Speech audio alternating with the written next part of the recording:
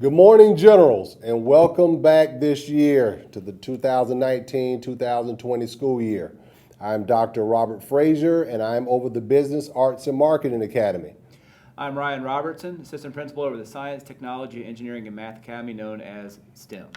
And I'm Dr. Kenton Johnson, Assistant Principal over the Wellness, Health, and Education Academy, also known as WE. Today, students, we're going to cover school rules. So make sure you're paying attention as the rules are being discussed and defined for you. We wish all of you a successful year here at Shiloh High School. Students, the building opens each morning at 6:30 a.m. Students, when you enter the building, if you're entering the building prior to 6:45 a.m., you need to go to the Commons and remain in the Commons until the bell rings at 6:45 a.m. With the exception of prearranging a time to come into the building and receive tutoring from your teacher or additional class help, any student that enters the building before 6:50 should report to the Commons. This is the best place for you to be during this time, and when the bell rings at 6:50, it is time to either get your breakfast or go to class. For students, when you get your breakfast, please remember that once you receive your breakfast, you are to go ahead and report to your first period class. Please do not congregate in the Commons or any other area of the building. This can potentially lead to you being late to your first period class. Your first period class does begin at 7:05 a.m. It is imperative for you to establish a routine each and every day that enables you to be here at Shiloh by 7:05 in your first period class, not entering the building at 7:05, but seated, ready to learn. And also, too, this year, because of our schedule and the shorter class periods, it will be in your best interest and best practice to make sure that you're using the restroom during class changes, not during class time, because if you miss 5 minutes of class and class is only 45-50 minutes long, you miss a large chunk of the instructional period. Teachers would also like to request that you heavily limit your students' ability to the restroom during instructional time. Students are here to learn, not walk the hallways. And students, and on that note, you are to report to the closest restroom. For example, if you go to class and your class is on the A hall, you should use the closest bathroom to your classroom in A hall. You should not be on upstairs E hall trying to go to the restroom. Even though you're going to the restroom and you have permission to go to the restroom, you can still receive an AWOL from class because you did not go to the restroom that is closest to your classroom. Students, you have a total of 6 minutes between classes each and every day. And at the end of the 5th minute, prior to or once you enter the last minute of the passing period itself, you hear a doorbell chime. That chime indicates that there's 1 minute remaining during the passing period before you are late to class. As many of you have discovered this last week, the C hall and B hall areas of the building that lead into the Commons during passing periods, they do become very congested. The A hall and D halls, they parallel B and C, and you can use those hallways to access the same parts of the building and go through the Commons much faster and then skip over to another hallway once you get closer to your final destination. Also, too, because there is a lot of traffic in the hallways, you need to make sure that you use your time wisely. The last thing that you want to do is get stuck in the traffic or being on the wrong end of the building socializing with your friends and not getting to class in a timely manner. Your objective when you come into the building every day is to learn. Nothing more, nothing less. And when you're learning, that means that part of that is that you are getting to class on time and that you're prepared to learn once you enter the classroom. Also, too, during the passing period, all students are strongly encouraged to make sure that you're going to the restroom. Students, if you're not familiar with the building, most of you will pass many restrooms on your way to class each and every day. Learn the routes, learn what's efficient, learn what's closest to you and where you're going so that you're not going out of your way and wasting time. And lastly, make sure you're going to class. As I just previously said, primary objective is to learn every day. You cannot learn unless you're seated in class. The graphic display below just kind of gives you a visual of the passing period, but please keep listening for the warning bell. By the time you hear the warning bell, you should be within eyesight of your classroom, if not already in the classroom. Too frequently, students complain that 6 minutes is not enough time. That is more than enough time to go from one end of the building to the next if you use your time wisely. If you would like any input or additional thoughts or ideas on how to travel the building more efficiently, see an administrator during lunch, have a conversation with your teachers, or stop in any academy office when you have a moment, and we'll be more than happy to have that conversation with you. In the event that you are tardy to class, you need to report to the closest tardy station to get a tardy pass to class. Yes, that is the closest tardy station, not a tardy station. Tardy stations are located in the STEM office, which is the back corner of B Hall near the door that leads to the football stadium. The BAM Academy office, which is located in the Commons. The We Academy office, which is located on C Hall near the entrance to E Hall. And also the 9th grade Academy office, which is located on the 2nd floor of E Hall upstairs. What defines being late to class? You need to make sure that you have both feet across the threshold in your class by the time the tardy bell rings. If you do not have both feet in the class, you are considered to be late to class. And if your teacher instructs you to get a tardy pass to class, or you didn't make it on time, you need to get a tardy pass to class. Students who are 0 to 5 minutes late to class are considered to be tardy to class. If you are more than 5 minutes late to class, you are considered to be AWOL from class, and we'll talk about AWOLs on the upcoming slides. Just so that you're aware, AWOLs and tardies, they lead to ISS, out-of-school suspension, disciplinary hearings, as well as other behavioral contracts and severe consequences. Consequences for tardies are as follows. Your first 3 tardies, they're a warning. No referral will be issued, and you will not be sent to an administrative office to receive disciplinary consequences. Beginning on the 4th tardy, you will, as a consequence, be assigned to the intervention room. The 5th will be the silent general's time, and beginning on the 6th tardy to class, you will receive 1 period of in-school suspension, 2 periods of in-school suspension on the 7th tardy. 8th tardy is 1 day of in-school suspension. The 9th tardy is 2 days of in-school suspension. And the 10th tardy to class is 1 day of out-of-school suspension. Tardies, they will reset each 9 weeks. And students, you are responsible for managing your time between classes and getting to class on time. If you're struggling with this and need additional assistance, please see any administrator. There's 13 administrators in the building. Any of your teachers will be more than happy to help you strategize to be able to get to class on time. Students, what's an AWOL? Well, an AWOL means that you are absent without official leave from class. Or simply put, you're absent without permission, or you're not where you're supposed to be when you're supposed to be.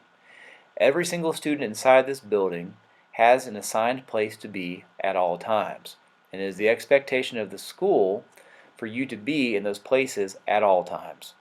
Several reasons. One, it's a safety and security concern. We have to know where you are. In the event that you're being checked out, or you're having a medical emergency, or you need assistance, anything of that nature, we need to be able to locate you. When are you AWOL? You're AWOL when you're more than 5 minutes late to class, as I mentioned on the previous slide. This includes being late to class after lunch. Students, you do have a brief passing period after a lunch period to return to class, and if you are not back in class by the time the bell rings, you are considered AWOL from class. The hallways are not congested with 2,200 students moving between classes. It does not take as much time to move through the hallways to get back to class, and the expectation is that you're going to get it done in about 4 minutes. You need to make sure that you're back in class on time. Also, you are AWOL from class when you are not attending your assigned class during your designated time. You're not in general's time or tactical time at the correct time, or you're moving throughout the building, going and visiting other people. That's all ways that you're AWOL from class. You're also AWOL when you're not attending your designated lunch period. Every student in the building has 1 lunch period, and that is the only lunch period that you should ever be in the Commons during lunch time. This means if you have C lunch, you attend C lunch. If you have D lunch, you attend D lunch. So ultimately, if you're not attending during your assigned lunch period, you're also missing class, where you should be receiving instruction. Also, too, you're considered AWOL if you're going anywhere in the building without permission from your current teacher. This includes, but is not limited to, the parking lot. The only students that should ever be in the parking lot during the school day are students that are checking in or checking out, that are dual enrollment, or are work-based learners. Any other student for any other reason that is in the parking lot during the school day is AWOL from class. If you get up and walk out of class and you don't have permission from your teacher, there's a very high probability that you're going to be viewed as being AWOL, even if you go to an office to talk to somebody. If you do not have permission from the teacher, more than likely they'll be viewed as being AWOL from class. This also includes going to the restroom during class without permission. Or if you're on the wrong side of the building, if you have class on B hall and you're in the upstairs E hall restroom, there's a very high probability that you will be viewed as being AWOL from class. If you get up and leave during instructional time because you've been texting with your friends and they decide that they're going to go do something, that is viewed as being AWOL. If you're roaming the hallways anywhere throughout the building during instructional time or lunch and you do not have written, signed permission from your teacher or someone in this building, that is viewed as you being AWOL from class. Lastly, if you do not stay in the cafeteria during lunchtime, that will be also viewed as you being AWOL from lunch. When you are dismissed from class to go to the cafeteria during lunchtime, you are to remain in the cafeteria the entire lunch period. Not roam the building, walk and talk with your friends, get a cup of noodles from the school store and start walking around the hallways and trying to eat it, going and visiting teachers. You are to go to the cafeteria. If you have a legitimate reason to go someplace and visit and speak with someone, you need to arrange this ahead of time and have a pass from that individual so that when you attempt to leave the commons, that you can present the appropriate pass when requested and go with permission. Before I dive into the consequences that can come with AWOLs, I'd like to take a moment to stress the importance of a high school education. Coming to school is what you need to do to be able to prepare yourself for what's going to lie ahead after high school. Whether that's a 2-year school, a 4-year school, the military, a trade school, whatever type of career path you're choosing, you're going to need this time to develop your skills as a student and equip yourself for what lies ahead. Greetings, students. This is Dr. Frazier, and I'm going to be covering cell phones and electronic devices as it relates to our policies here at Shiloh High School. Over the last few years, we've had a number of students who have come to administrators and let us know that their electronic devices have been stolen. Students, I'm going to advise you, if you're carrying around your electronic device and you have gym class, and even while you're in the classroom, please secure your device and know where your device is at all times. Per our policy in Gwinnett County Public Schools, we are not responsible for your device. If your device is stolen and you're in a classroom or your phone was in a locker room, there are no security cameras in the classrooms or the locker rooms. So we cannot try to retrieve your electronic device at that point in time. 1, there's no cameras. 2, we're not responsible for those devices anyway. But in the case that your phone is stolen while you're in the commons area, we can look into that situation to see if we can identify the person who has taken your device. If that individual at that point in time is located who has taken a device from another student, that student will have violated Gwinnett County Public School rules, specifically relating to Shiloh High School. And any student that is found in possession or trying to use or sell an electronic device or anything stolen or transmit stolen property valued at $300 or more will be charged and will be taken to a disciplinary hearing at that point in time. So one, students, make sure you keep your belongings on you. Make sure that you know where they are. And if you're in PE, weight training, or if you take dance, where they are providing you guys with lockers, please utilize the lockers. I believe a locker is only $2 so that you can secure your belongings while they're out of your sight. Devices should be powered down and put away during instructional time. So students, be sure that if you're using an electronic device in the classroom, the teacher has given you permission to use that electronic device for educational purposes only. If you're not using those for educational purposes, those devices should be powered down or put away out of sight in the classroom. Also, I would advise you to not loan your friend your electronic device. Sometimes in the past, we've had students who have taken their electronic device, loaned it to a friend while they're in class, specifically weight training class or PE. And by the time class has ended, the phone has been stolen. Once again, Gwinnett County Public Schools is not responsible for your device. You are responsible for your own belongings. I just want to make that clear. We are not responsible for your electronic device. If an emergency pops up and you ask yourself what happens if I have an emergency, my mother texts me, my phone was on vibrate and I found out my mother has an emergency at home. Please communicate ahead of time with your teacher, and I'm pretty sure your teacher will assist you at that point in time. Also, dealing with cell phones and electronic devices. Students, be very careful. You are liable for what you post or share as it relates to social media. And sometimes these things can fall under cyberbullying. So I'm going to read the definition of cyberbullying to you so that you know exactly what it reads like in the rule handbook that you have access to. Cyberbullying.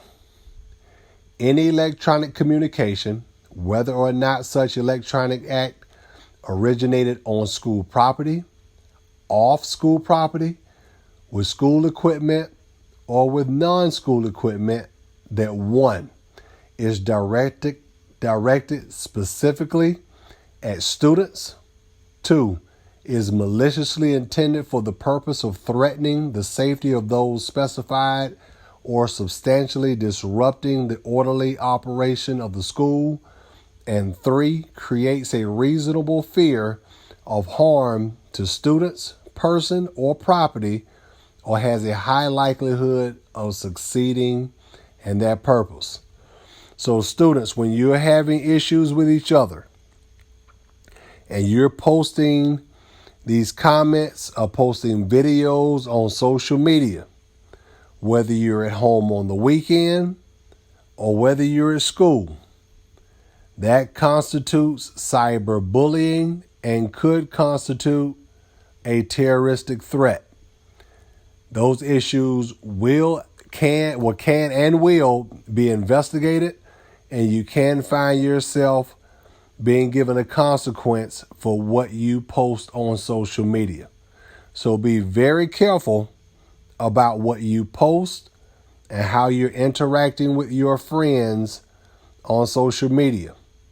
Along with that, if you're using your cell phone to take pictures of other students and posting them on social media, and that student reports back to the administration, that also constitutes cyberbullying and harassment.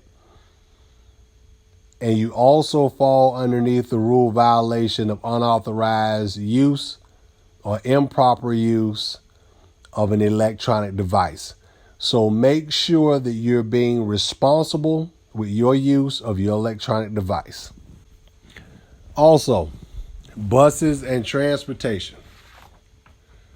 Students, when you get on the bus in the morning and when you get on the bus in the afternoon, while the bus is in motion, please remain seated at all times. The bus driver's job is to get you to school and from school safely.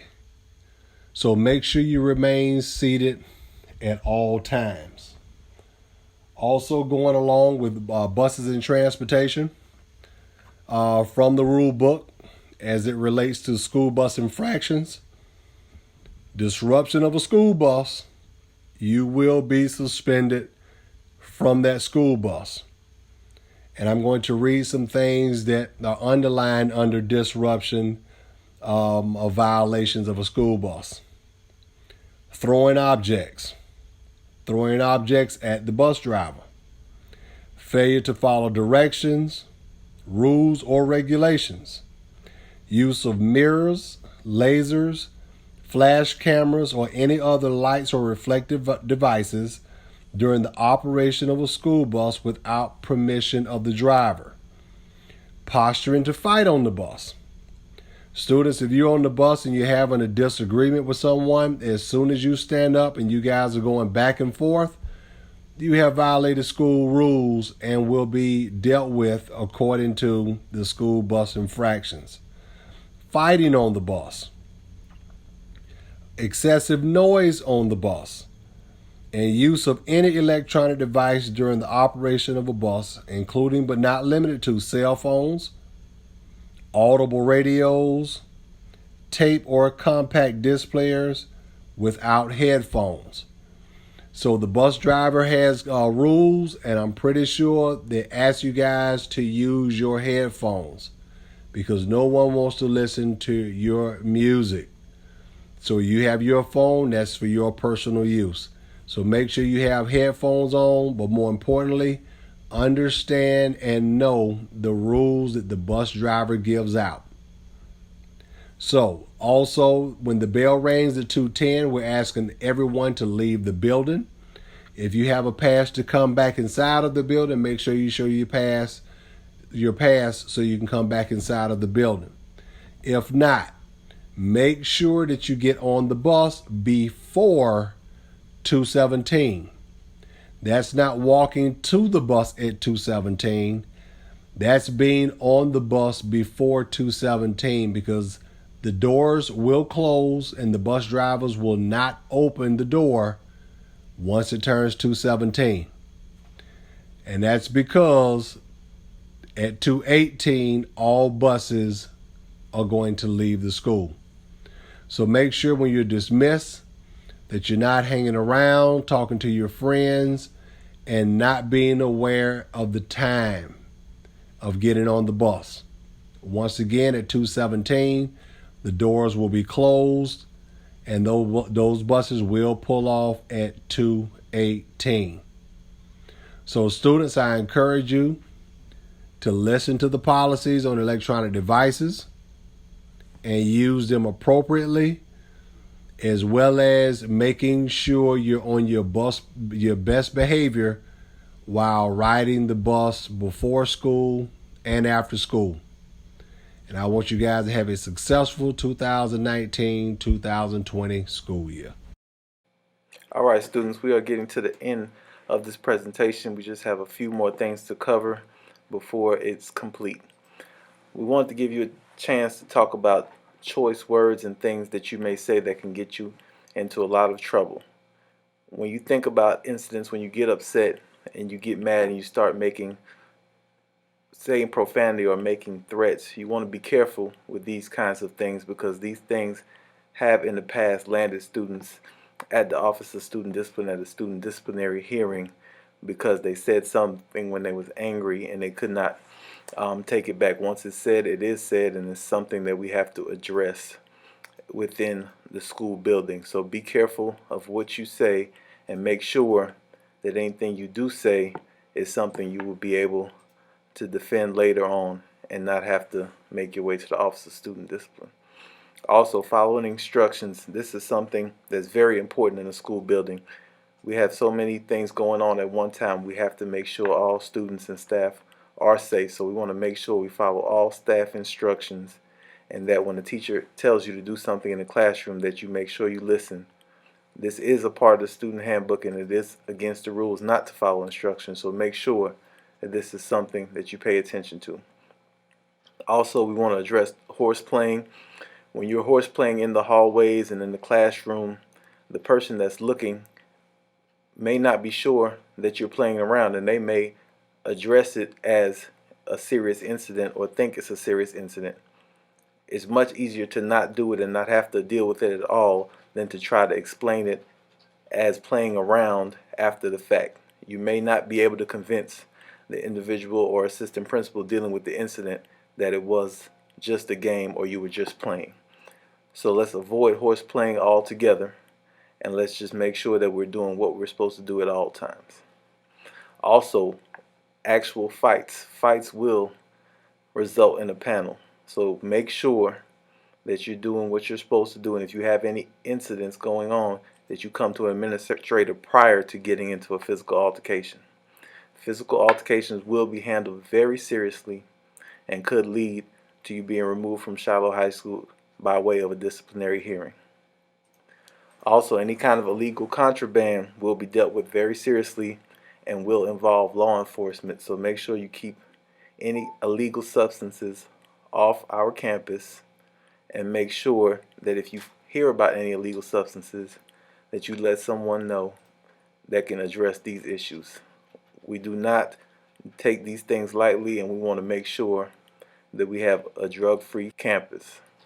The final point I would like to make is to address incidents that take place off campus. We want to make sure that students understand that just because an incident took place off campus does not mean that we cannot address it here at school with a school consequence. We want to make sure you understand that if an incident takes place off campus, but it substantially affects the welfare and safety of students or anyone here on campus, it can be addressed by the school administrators here on campus, and the student could possibly, or students involved could possibly receive a consequence for this. These are the things that we want to address to end this presentation. I thank you for listening. All right, students, we thank you for your attention to the videos. We hope that you really gained some great information in the videos that you just saw. We wanted to make sure that you knew that you can contact any one of the gentlemen sitting at this table or any other assistant principal at Shiloh High School and your teachers if you need assistance with anything. Mr. Robinson laid out the locations of our offices in his video, and we also definitely in the commons areas and around the school. You can stop us at any point. Students, and as we always say here at Shiloh High School, it's always a great day to be a general. I love you, and I love Shiloh. General, salute.